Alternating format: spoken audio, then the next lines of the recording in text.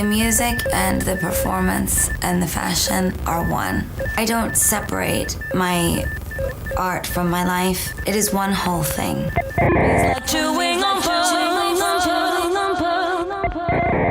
Hi, Tom. Hi, Patrick. I'm Patrick. And I'm Tom, and this is Chewing on Pearls, the show where we dissect and decipher Lady Gaga's chameleonic career and its impact. One pearl at a time, of course. Of course. So, your big line. I know, well, you're the one who's supposed to say it if I say the intro. But it's kind of your thing. I don't know. So we're back. I just yeah. So anyway, we're back. I think I mentioned this on a recent episode. I did listen to our first episode recently, and I did say we're back in the first one. So Exactly. It is a thing. Well, I feel like, first of all, I want to reiterate thank you to all of the friends, fans, monsters, etc., who contributed to our last episode, Voices of Mayhem. It's kind of been a hit. It has been a hit, and we've received some really nice words and affirmations and thoughts from people IRL and online. And it's been super sweet and fun. And, we kind of started doing this just because, and for us, and to celebrate our friendship and our love of this woman. And now it's like, oh, we got a little crew. Yeah. It felt sort of full circle in a way, and we can get into this with talking about what we're talking about today. But I think AP in her message had said something about art pop radio and how that doesn't really exist anymore. And this radio art pop. Yeah, thinking about this in a fan project way, which wasn't how I was thinking about it when we put out the call for voice recordings, and then listening to it back, editing it, I was like, this is a fan project. This is something that Gaga should hear. So one day, if she hasn't already. Well, we'll see. If she adds Blade of Grass or Happy Mistake to any show in 2026, that is confirmation that she has listened to Chewing on Pearls. Totally. Absolutely, actually. I'm like, well, everything we've already done. I mean, people have said, we'll say something, and then I don't know, a couple weeks go by, something happens, and people are like, huh, that's interesting. I feel like we're just so in tune with her. No shade, and not to brag, but since we started, I mean, the LG7 era was starting when we were starting our show. There's a weird parallel happening. The three of us are all in the same season of life. It's yes, very interesting. Times. Yeah. And we did go see the Mayhem Ball, as we mentioned in our last episode. I think it was 3 weeks ago now, which is insane. A lot has happened since, and most of it not great. So it's almost like when we were texting about this episode, we're like, oh, we don't want to be too redundant. We've been talking about the show. Also, she's touring the show until 2026. We're going to be talking about the show for a bit. Yes.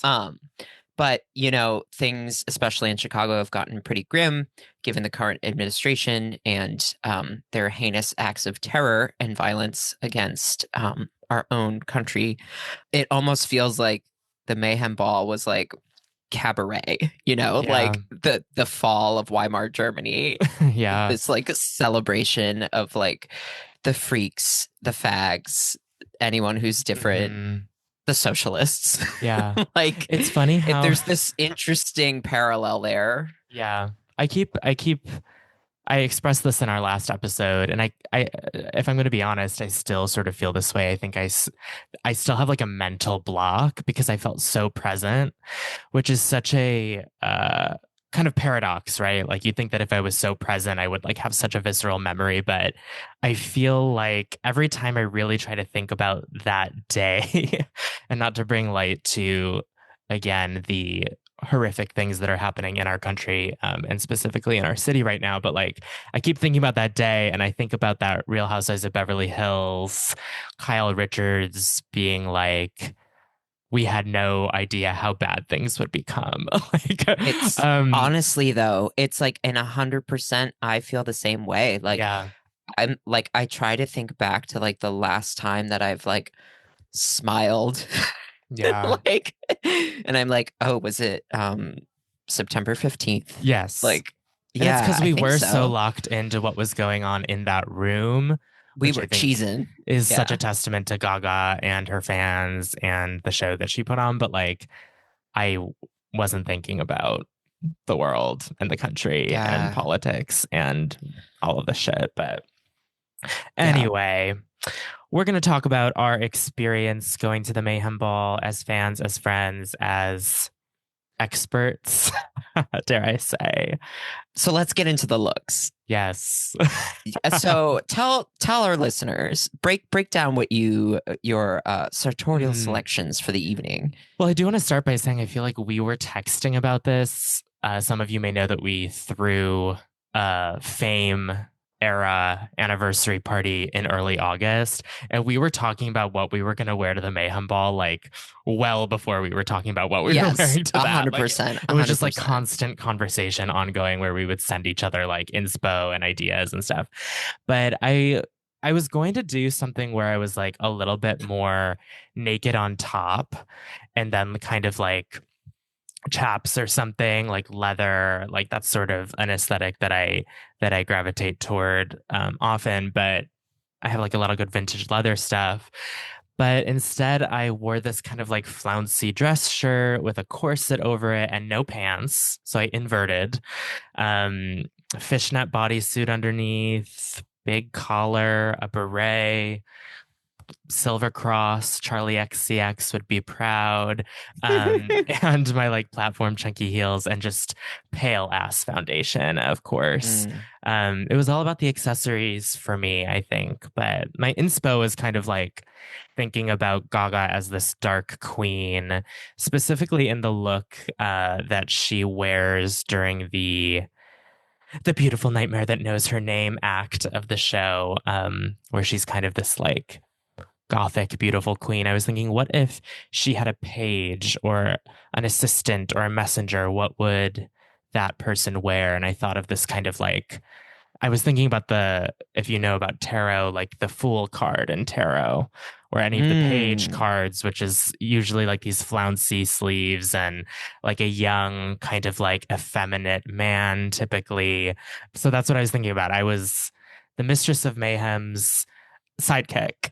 I guess you're on the payroll. Yes. Yeah. And Patrick, tell the listeners about your look.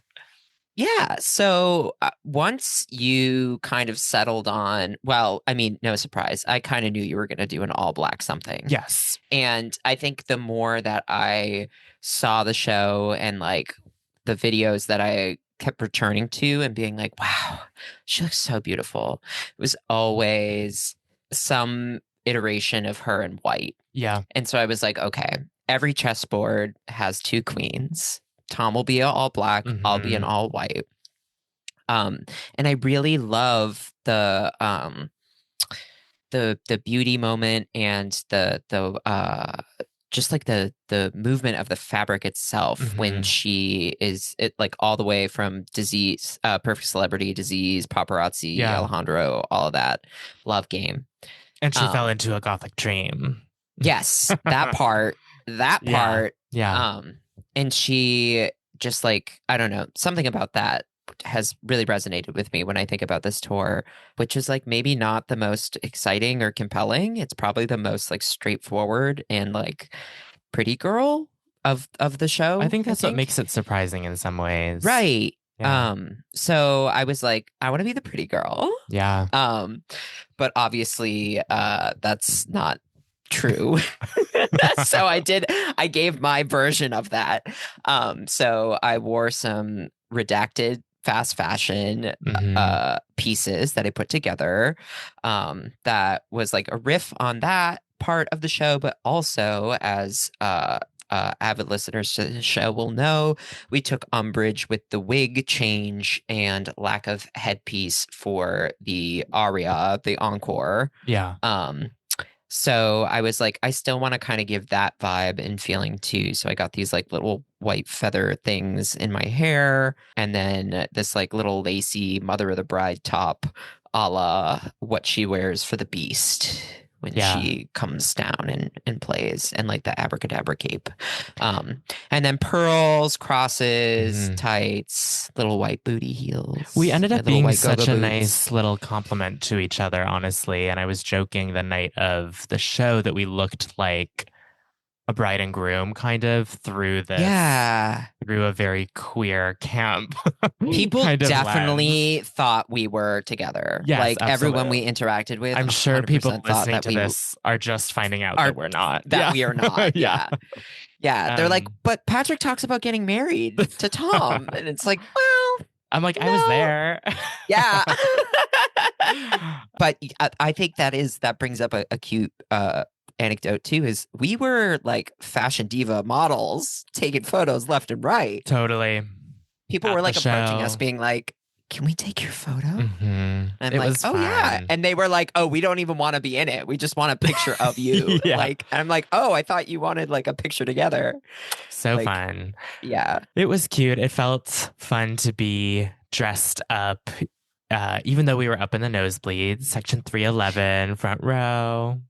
Yes, front row the nosebleeds. I feel like when we arrived, we were feeling very fantasy. Well, we arrived on Moss. We had the Divas and Dolls over at our house to get ready and Kiki, have a little Kiki party moment. Pizza, Yeah. Some cute film photos, which we'll throw in the carousel. Of course. Shout out to those divas, Chase and Nick and Allie and Hallie. I feel like it was just such a cute vibe. We were also excited before going to the show. I know you and I were feeling this kind of strange, like anxiety, like nervousness. Yeah, we multiple times we kept being like, why am I nervous? Yeah. Like I felt like I was about to perform. Right. And it's like, okay, we're going to see. It's the sensation of like, she's going to see me. Right. And I think she might have. And she definitely did. I think she definitely did. Yeah, I don't know. It like touches on such a childlike. I know. I'm like sitting here getting like giddy thinking about it right now. Like, yeah, it's like the same feeling I had when I saw her the first time of like somehow this woman knows I am in the room and she knows who I am, which is the Gaga sensation, I guess, that I feel like a lot of people who submitted voice recordings for our last episode kind of touched on too. Right. Feeling seen by her, not just in this like conceptual way, but also in this like tangible, like physical sense. And yeah, it was an emotional day for me. Again, it's like, where does this come from? Thinking about the younger version of myself who saw Gaga for the first time at the United Center, which is the same venue that we saw her. That was the first time I saw her for the art rave. And then going there with you and dressing how I want to and like being unafraid in that. I mean, at the time when I went the first time to see Gaga, I like didn't even know, like I was just like, I love this woman, I'm obsessed with this woman. I didn't even know what I would want to wear, and not that it's all about what we wear, I'm like, I wish I could say the same thing. Yeah. My ass has been dressing up since day one, but it's no joke. We love a costume in my house, and Miss Judy, the icon. I was dressed up, but it was like lame. You know what I mean? Lame, like it was it was so like I wore like my skimpiest tank top and like did like Born This Way makeup, and I was like, whoa, I feel a little crazy. And then being there and being like, whoa, like I don't know. So it was an emotional day for sure in terms of like thinking back on my relationship to Gaga, our friendship, having seen Gaga in the past with my family. I know you have the same memories of your mom. And I think that's what's special too about this too, is like, this is the first time we've seen Gaga together. Totally, which is insane. Yeah. And we've like been at the same shows, but like not with each other. Yeah. Or like not on the same nights. Right.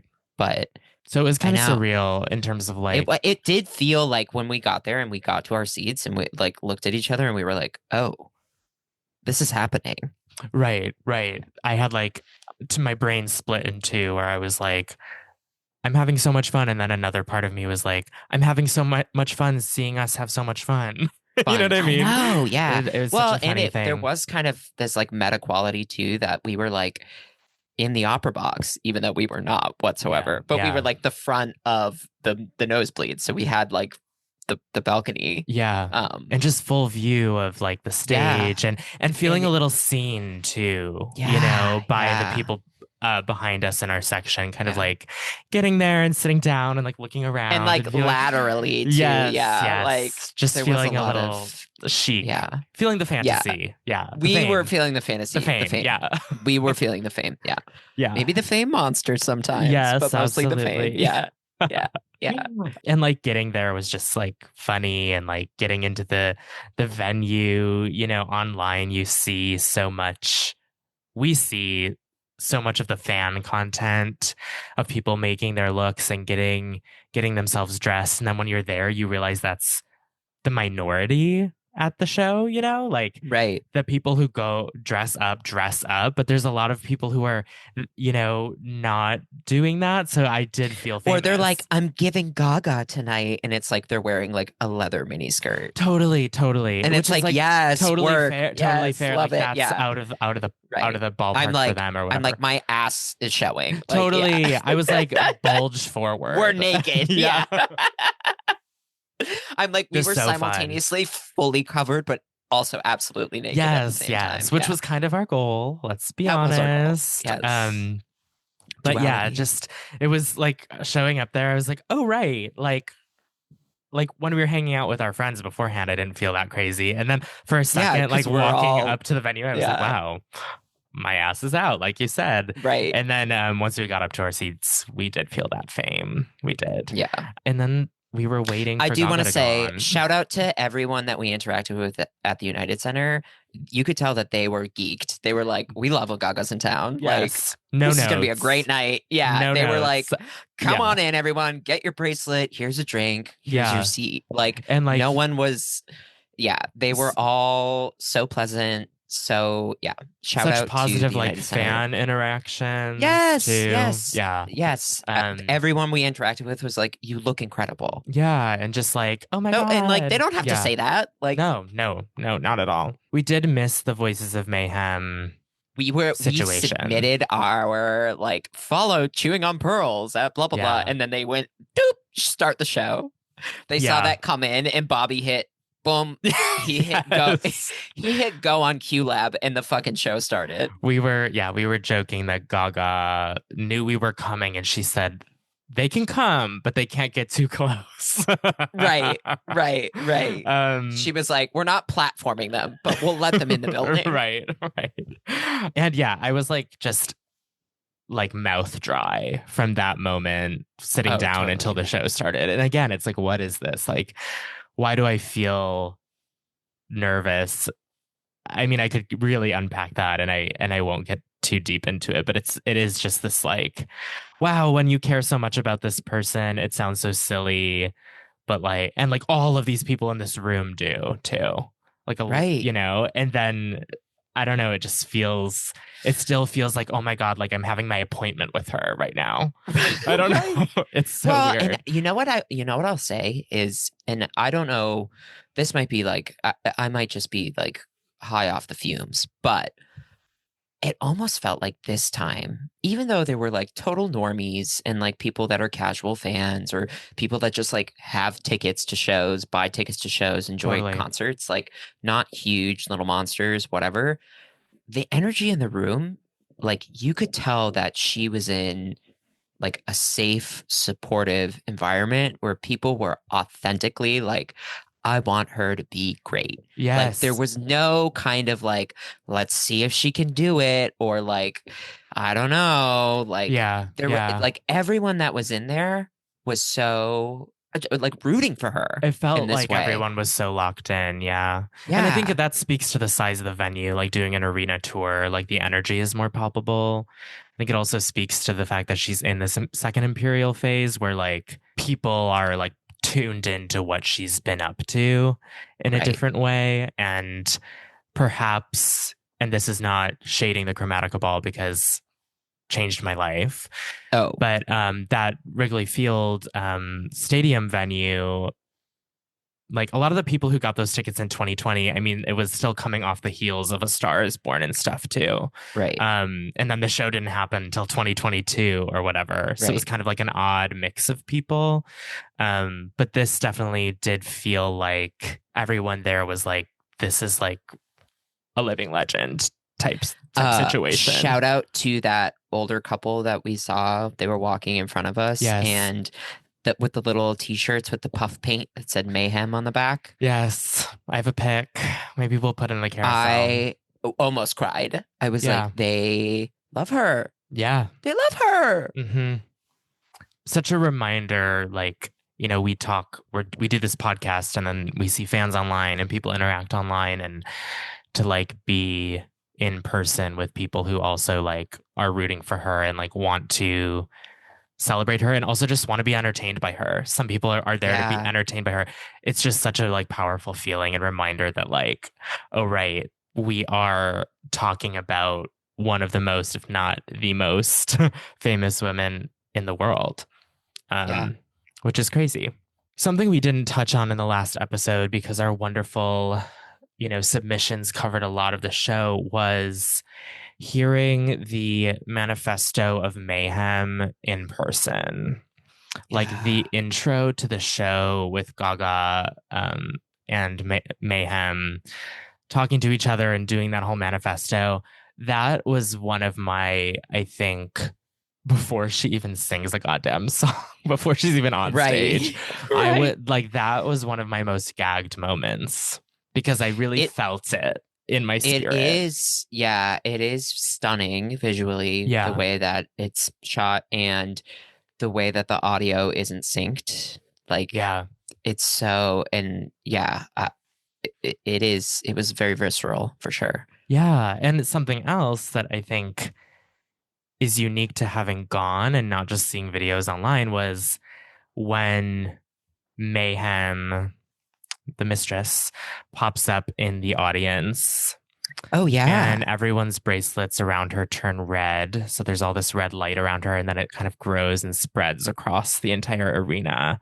That was something where I was like, oh, right, this is why you go see these shows in person. Yeah, the bracelets were really cool. I mean, I know like light up bracelets are not new technology, but like the use of them was very innovative, I would say. It wasn't just like, oh, this A-B pattern, like these ones are going to flash this color, then those are going to flash. It was like, oh, it was like shit, waves. I'm in the show. Yeah, you're like, it was so odd. I'm in this part. Yeah. Yeah. And it just like really contributed to that sense of theater, I think. Totally. Having the mistress like pop up in the crowd. I was like, oh my God. Like, I was like, oh my God, get her. Yes. Like it was like a immersive. It was immersive theater. Yes. No, dead ass. I know it's a crazy pop show, but it was like immersive theater. Yeah. Like this was like an immersive theater troupe. Absolutely. Yeah.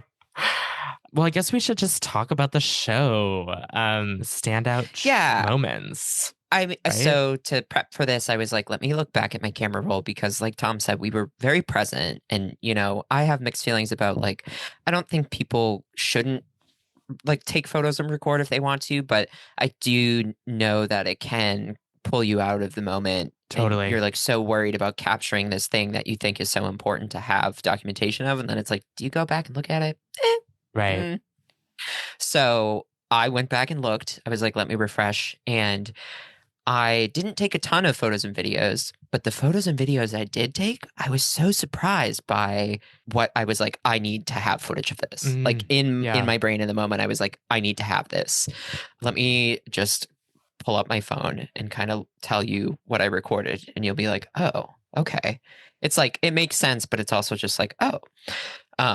So the manifesto, obviously, I was like, I gotta have this. Abra, the opening of Abracadabra, but not the full opening. Like just like her doing the first chorus up in the dress. Yeah. Just for like 30 seconds. Poker Face. Once they come out onto the runway, like all of Poker Face, all of Love Game. Absolutely. I recorded the entirety of the Love Game performance. There was something about her doing Love Game in Chicago night one where I was like, she is on. Yeah. And also Love Game is a Chicago track. convince me otherwise. It kind of is. Yeah. Sorry. Love Game is like, yeah. Yeah, no, it's Love Game is, yeah. All of Love Game, The Beast. Yeah. The guitar solo from The Beast. Killa, Dead Dance, Love Drug, Summer Boy, Shallow, Hair. Of course. It is funny when you're being present and you're like, what is it that I need? I feel the need. Why do now. I need this? Yeah. Yeah. And something that I like about being up in the nosebleeds, honestly, is that I was sort of like taking videos without looking at the screen, like kind of at my waist a little bit. Right. So it's like I'm engaged and whatever my phone gets. So some of my videos are like, babes, that's the crowd. Like, yeah. You hear Gaga's voice in the back. What moments did you have the most like visceral response to, do you think? I mean, Born This Way made me very emotional for sure. Me too. Like that kind of surprised me in a way, like because we've both seen her perform that song so many times. But this time it felt different. And I mean, I know that like the treatment of kind of the song is different in the show too. It's almost like her leaning into the like, oh, you want to say this is a Madonna song? Okay, bitch, let's make it a Madonna song. Like, yeah, it almost felt like kind of like a, I don't know, Vogue moment. But then it just becomes like, it just like swells. And by the time you get to like the last chorus, the room was crazy. Like, yeah, the energy was wild. It's also the middle of that act that is so all over the place sonically. Right. Like it's Shadow of a Man, Kill for Love, Summer Boy, then Born This Way, then Million Reasons, Shallow, Die with a Smile, the surprise song, which for us was Hair, and then Vanish Into You. So Born This Way in that chunk is the most like legendary song, you know? Right. Well, Shallow is one of the biggest songs of all time. Yes. So, but I guess in terms of like Gaga show, like this is Lady Gaga's legacy of like pop. I don't know. Right. But yeah, I guess Shallow too, I would say I was reminded of how big that song is yet again by like truly how many people were fucking singing every word. Yeah, I mean, it was crazy. Like Shallow and Die with a Smile in the arena. It's like, oh, these are modern classics. Like, yeah, and we've touched on this many a time on this show, but I do think that the public is finally catching up. That it's like, yeah, obviously we fawn over this woman for a myriad of reasons, but she's actually like a musical genius. Like, people, it doesn't click to them that it's like she is writing this music, right? Like, she's not just the product. She is the whole process. Like, yeah. It was like such a reminder, like an arena full of people fucking going off. Yeah. For these like mid-tempo adult contemporary pop ballads. Yeah, actually you're so right. Like I'm thinking of like the average kind of like radio music listener at the show. And that act starts with Shadow of a Man, which they might not know. Kill for Love, which they probably definitely don't know. Summer Boy, which they probably don't know. And then it's like Born This Way, Million Reasons, Shallow, Die with a Smile, all radio hits.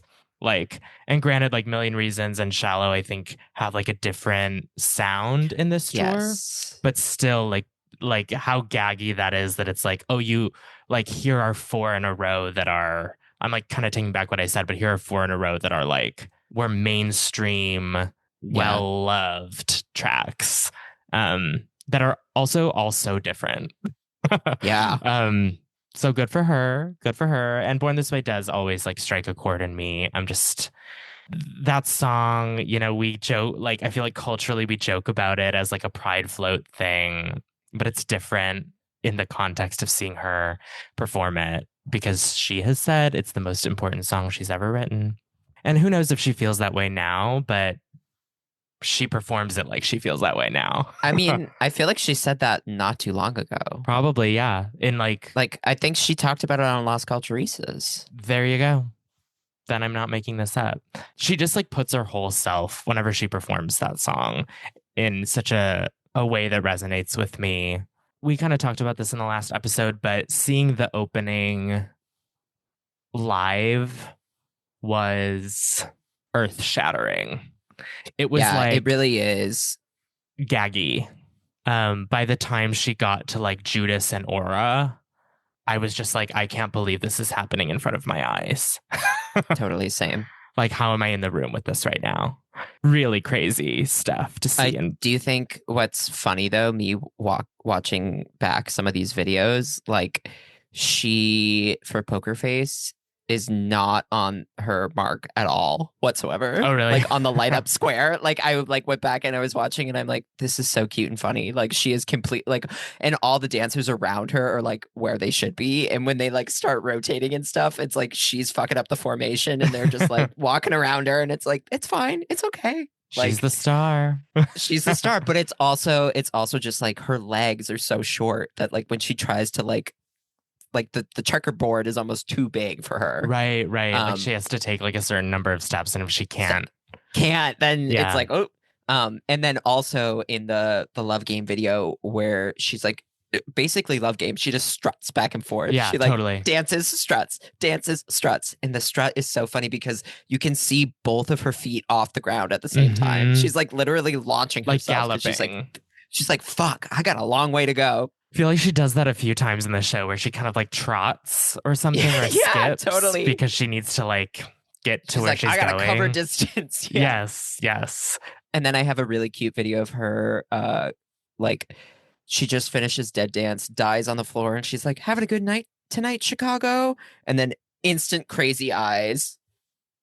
Love Drug starts. Yes. It's just like she like completely switches from being like earnest, like woo, and then it's just like bam. Like right. I think that's what's so funny about this, the concept of this show too, is like we get these like multiple Gagas conceptually, like through the costumes and the hair and all this stuff, and there's this like loose narrative happening, but like even within one song or between two songs, she's being three different Gagas, like in her vocal delivery and her mannerisms and her facial expressions. Like you get sort of camp theater Gaga, you get like fashion cunty Gaga, you get like like I am a singer and a vocalist Gaga, and like all of these different facets of her, and none of it really, it's all like part of what Gaga is. So it's funny, like we're so used to it, but like zooming out, I was sort of like, oh my God, like she's insane, first of all. Period. And she's really, as planned and as detailed as the show is, she still has room to kind of like express whatever she's feeling in the moment a little bit. Yeah, she's off the cuff still. Yeah. Yeah. She's such a good performer that she knows she's like, let's do a little something. Mm-hmm. I have room to do it a little bit this way or perform it, be this girl, Right. Another moment that I thought was so crazy in the stadium was Killa into Zombie Boy. And it's like, whether people have heard all of Mayhem or not, it's like those two songs have such energy and like groove to them and funk that it felt like the arena went up when that skull, oh totally, the light fell on that skull and people were like no, it was nuts. And it was fun to see people like do a little groove, little shake. Yeah. It was almost like people were more comfortable dancing to those songs because they like didn't, like, I feel like with songs with like heavy choreo, it's like you could have someone in your section like doing the full like, it's like they're like, I'll dance to this one because I know I can kind of freestyle. Yeah, just like vibe like, it. Yeah. And like later in that same act, applause is is one of those songs that I think I know that fans fucking love, right? Yeah. And like totally. art pop and like the lore of art pop and like the idea of what art pop was back then and where she is now. Like there's some stuff there, but I feel like even for somebody who's just like, I really want to see Lady Gaga, she's one of the best performers of all time, who may have forgotten about applause. Right. Being reminded of that in the moment. And even like myself, like we've talked about this show at length, and when it started, I was like, my blood pressure is like, I'm just like, something is happening to me. Like applause is something else, and it's such a it's adrenaline. Yes, it's a different kind of pop song than everything else on this set list. And I think it's a special moment. Art pop. Yeah. And she knows Chicago loves art pop, and she loves Chicago. Yeah. And she talked about it. Yeah. And how, we're there for her. And like the fans have like always showed up for her during some of like the darkest times of her life. Yeah. She said it as here. She was like strutting as art pop was starting. She said something like Chicago gets art pop, or Chicago, this place always got art pop, or something like that. Or something, yeah. Yeah, that was like a standout moment for me as well. And then what I really want to talk about is hair. I'm like, waiting to talk about that. I was about to say, no, that was what I was about to bring up. I was like, so when are we going to talk about hair? Yes. Do you want to get into it? The Patreon exclusive. Right. Our take on just hair. Cuts off. It cuts, now. Yeah. I mean, there's so much to say. I feel like for those of you who may not know, Tom and I are homosexual. So this song, I don't know, it's like Born This Way is like the empowerment ballad and anthem, but it's like, it's actually hair. Yeah. There's a couple of songs on Born This Way that are these like what some might call deep cuts, album tracks, whatever you want to call it, non-singles that like hit the essential message of Born This Way, the album, Born This Way, the song, over the head. I don't mean that in a negative way. Right. But like more like in the gut.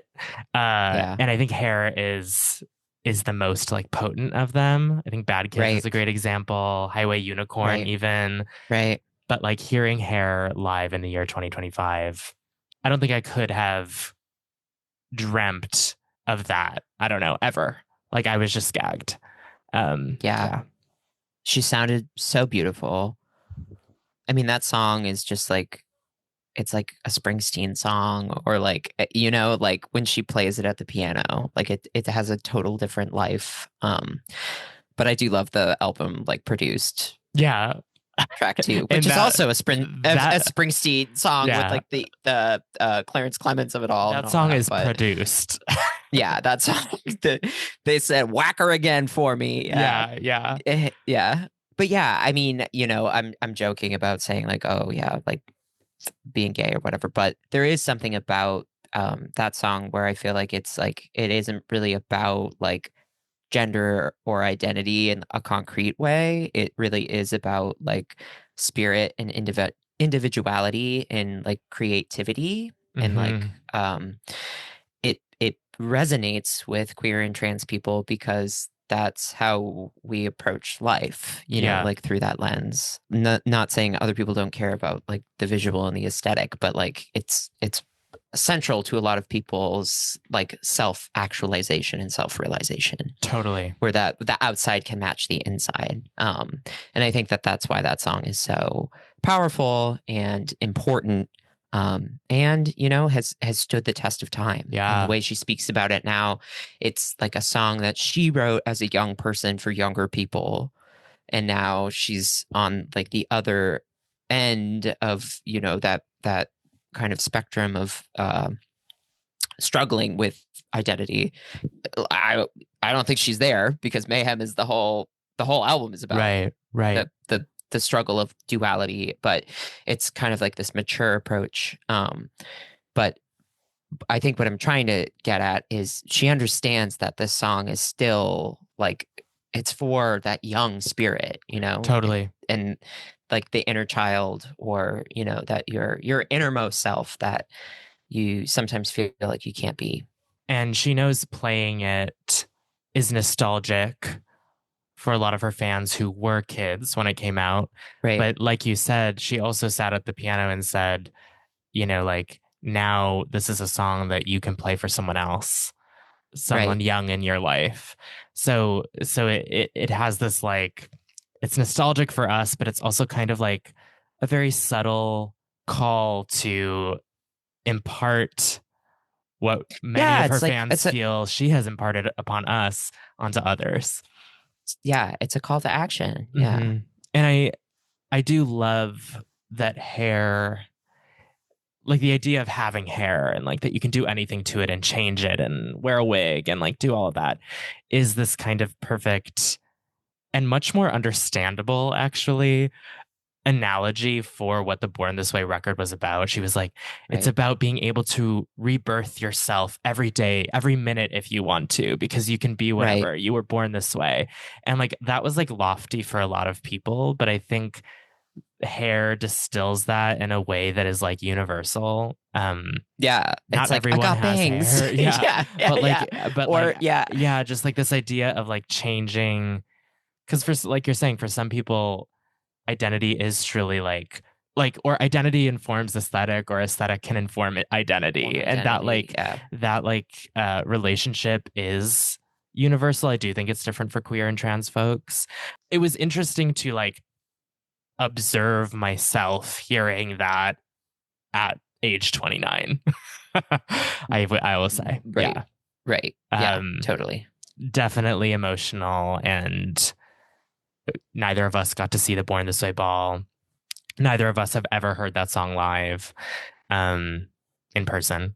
I'm like, we've heard it live a million times on YouTube.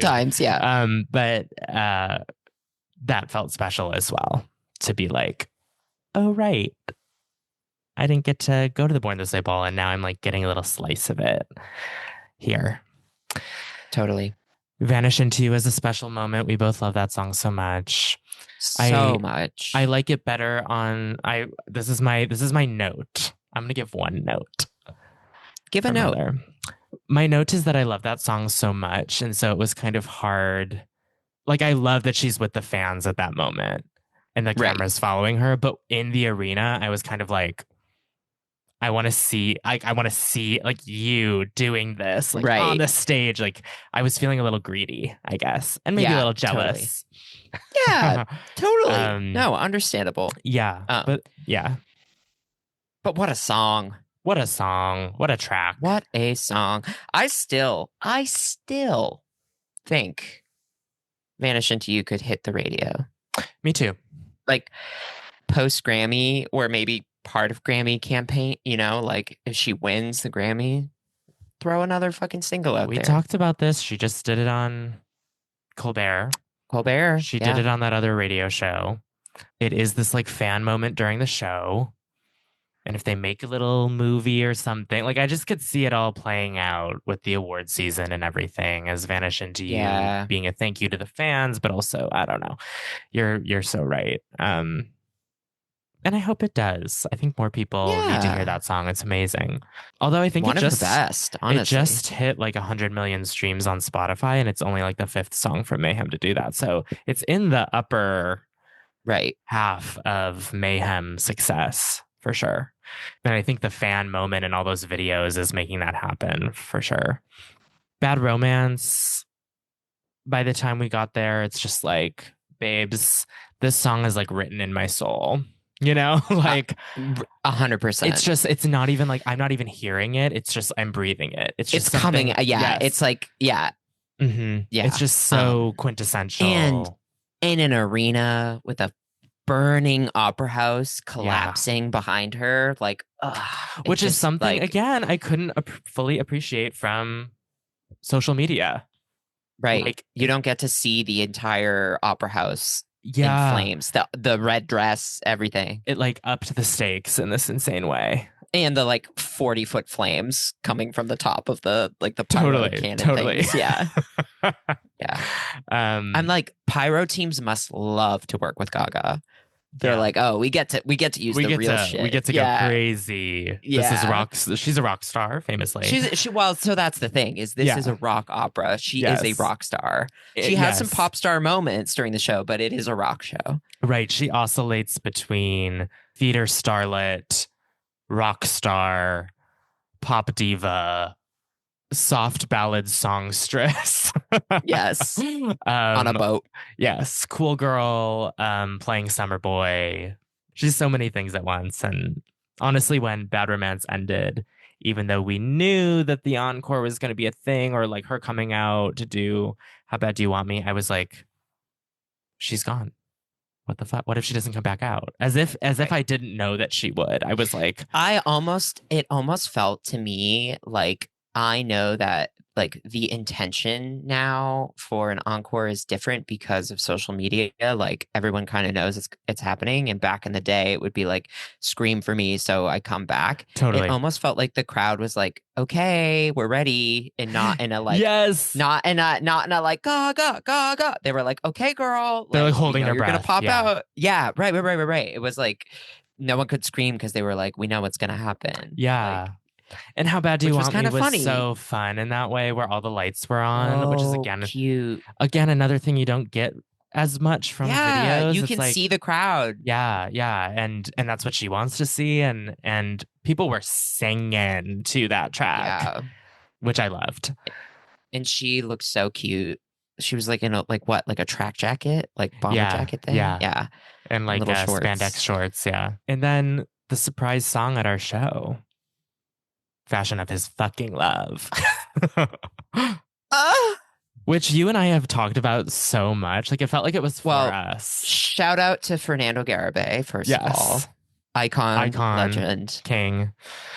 You're the only other person in my life who knows that is a Whitney Houston song. Who knows? Yes. And so and we've talked about that song at length, and just I feel like we have a special relationship to the special tracks from Born This Way because we created our tribute to the Queen. We both have a very special relationship to that song. Black Jesus Almond Fashion. Another fucking incredible we're banger. Girls, like we are. So we're off the beaten path.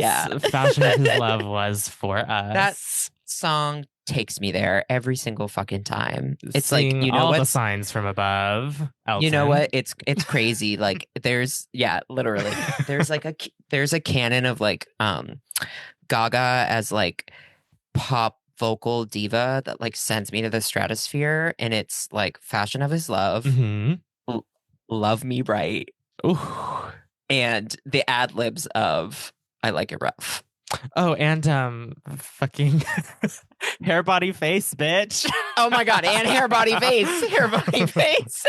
Oh god. Yeah, but I know what you mean. It's a different kind of voice or something. Yeah. That she's tapping into in those that I love. It like scratches an itch. Yeah. And you called this out in our last episode, but she does her little Fashion of His love dance move choreo, from the Born This Way ball. The Born This Way ball performance of Fashion of His love is so funny with like the rotating closet of like it's like the lazy Susan of her looks, and she's like in the origami dress, like with like a crane on her head, right? Like go off, girl, got it. She like cannot move whatsoever. She's just kind of like standing there. It's fun that we saw the Mayhem Ball when we did, I think, because we've already seen it evolve in some ways since it started. And it's going to evolve beyond the Chicago show that we saw. And it's evolved between then and us recording this episode now. We should also mention Gay Pride Sash for our night. Yeah. We both screamed at the top of our lungs when we saw that. I was like, I screamed, and then I was like, is that the pride flag to you? I remember saying You're like, It is funny. There's a video. I don't have my glasses on. Yeah. There's a video I have of Love Game where when they hit the grind train, we both go, grind train. Of course. Gaga's listening. Okay. She's got my house tapped. Yeah. Yeah. And of course, when she went backstage after Fashion of His love, I did feel a deep well of sadness, depression come over me. This is over. How will I come back from this? Still haven't. And then immediately, two very sweet, nice girls in our section were like, do you guys want photos? I know. Such nice girls. Like, took like 47 pictures of us. Like such sweeties.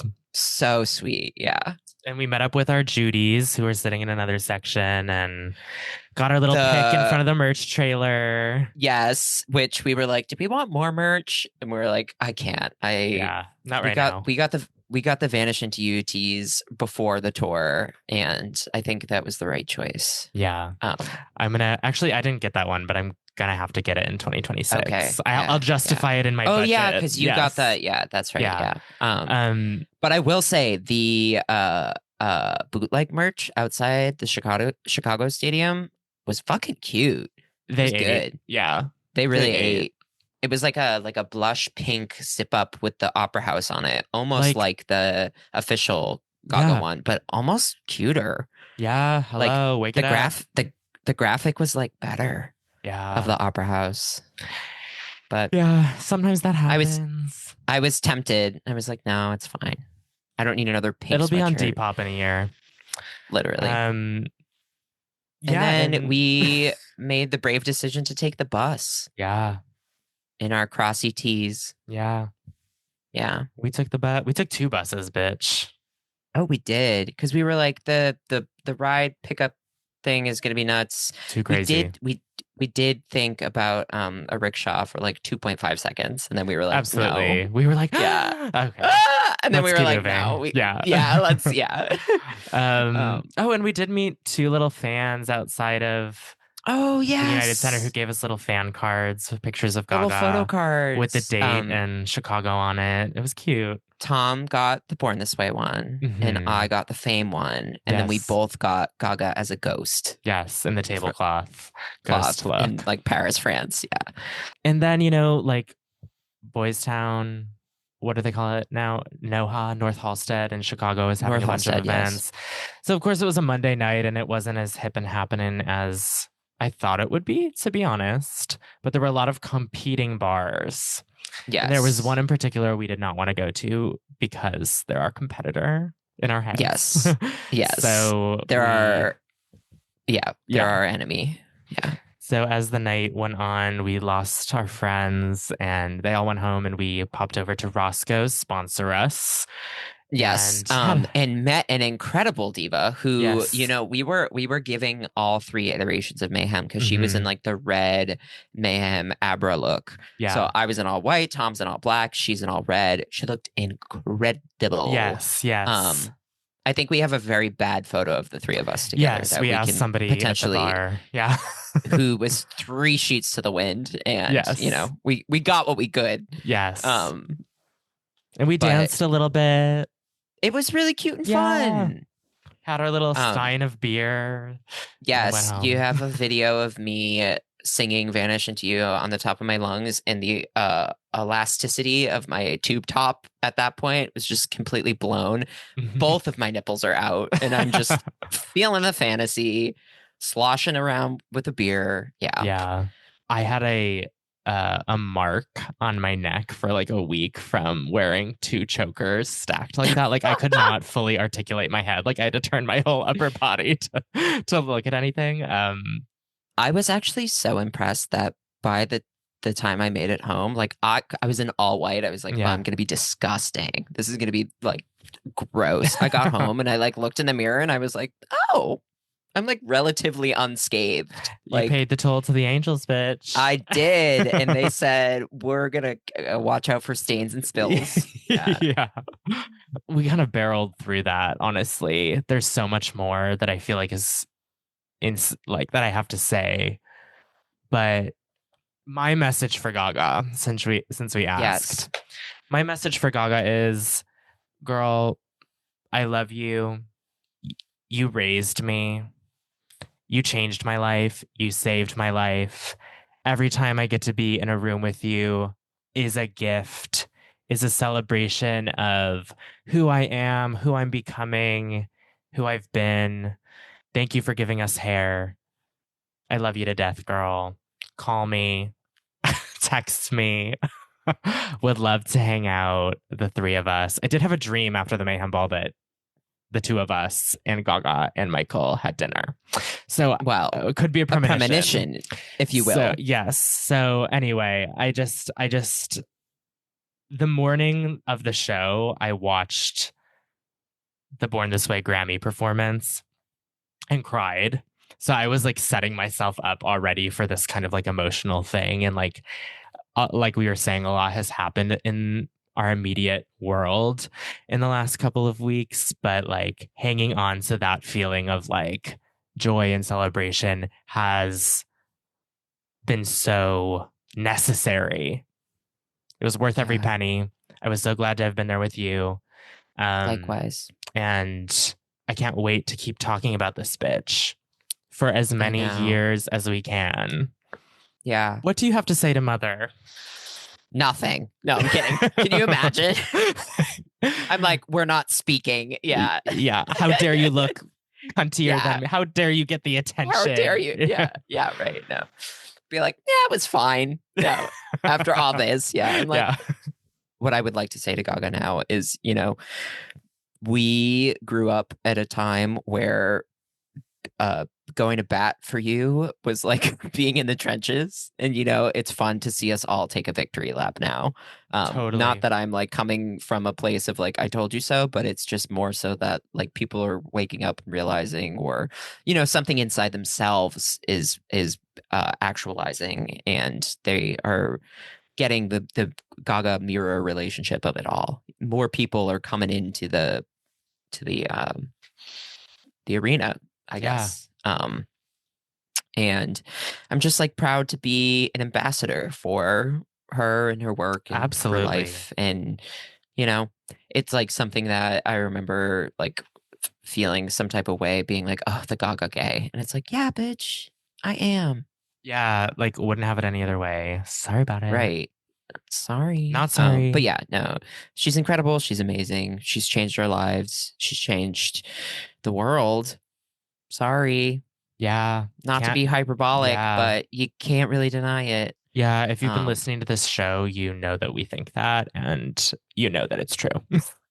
Right. Speaking of proud of, I did want to bring up this sensation. Doja Cat recently in an interview talked about going to the Mayhem Ball with her creative director, sobbing and being like, I was so like, I can't even describe the feeling, because part of it is like, I look up to you and I'm amazed by you. But another part of it is I'm proud of you.